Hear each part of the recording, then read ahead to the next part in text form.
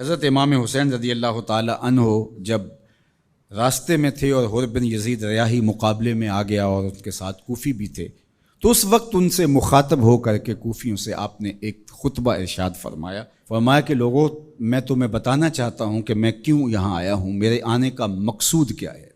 Video اچھا لگا تو پلیز ویڈیو کو لائک کریے اور چینل کو سبسکرائب ضرور کریں۔ سلطنت کے حصول کے لیے حضرت امام حسین نہیں آئے۔ اقبال نے کہا مدعاش سلطنت بودے اگر، خود نہ کر دے با چنی ساما سفر۔ اگر ان کا مقصود سلطنت اور تخت و تاج ہوتا تو وہ اتنے تھوڑے افراد کے ساتھ اور بچوں کے ساتھ یہاں نہ آتے۔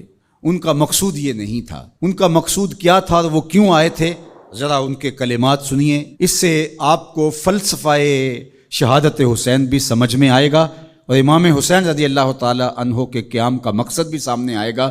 ہم تو یزید کے اس لیے خلاف ہیں کہ اس نے امام حسین رضی اللہ تعالی عنہ کو شہید کیا ہے، وہ قاتل اہل بیت ہے، لیکن جب امام حسین رضی اللہ تعالیٰ عنہ یزید کے مقابلے میں کھڑے ہوئے تھے اس وقت تو وہ قاتل اہل بیت نہیں تھا۔ یہ جرم تو اس کے نامہ سیاہ میں بعد میں آیا۔ جب وہ کھڑے ہوئے تھے تو ان کے نزدیک تو یہ بات نہیں تھی جو ہمارے نزدیک ہے۔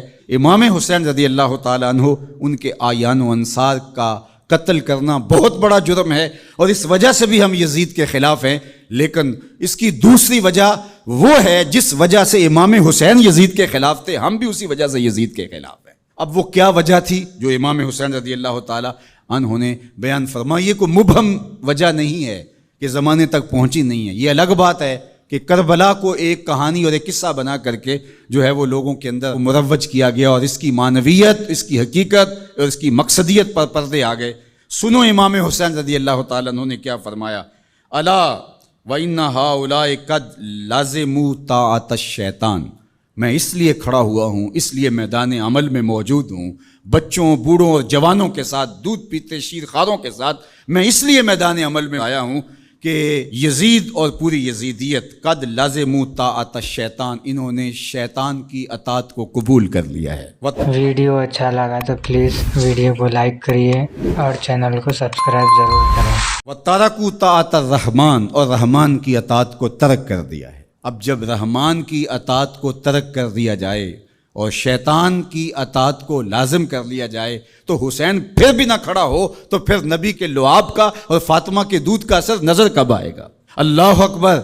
اہل بیت کو سفینہ نوح کی مثال قرار دیا اور وہ کشتی ہیں، اور جب طوفان آئیں گے تو کشتی اس وقت کام دے گی۔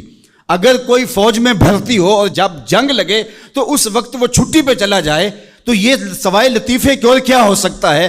جب حضور نے اہل بیت کو کشتی قرار دیا تو جب امت پر طوفان آیا اور شیطنت پورے جوبن پر آئی، اگر یہ کشتی آج نہیں کام آنا تھا تو پھر کب کام آنا تھا؟ اس لیے حسین ابن علی کو اس وقت کھڑا ہونا پڑا، اس لیے کہ کشتی نے طوفانوں میں ہی تو کام آنا ہے اور طوفان تو بفر چکے ہیں۔ انہوں نے قد لازموا طاعۃ الشیطان، شیطان کی اطاعت کو لازم کر لیا تھا، وَتَرَكُوا طَاعَةَ الرَّحْمَٰنِ، اور رحمان کی اطاعت کو ترک کر دیا تھا۔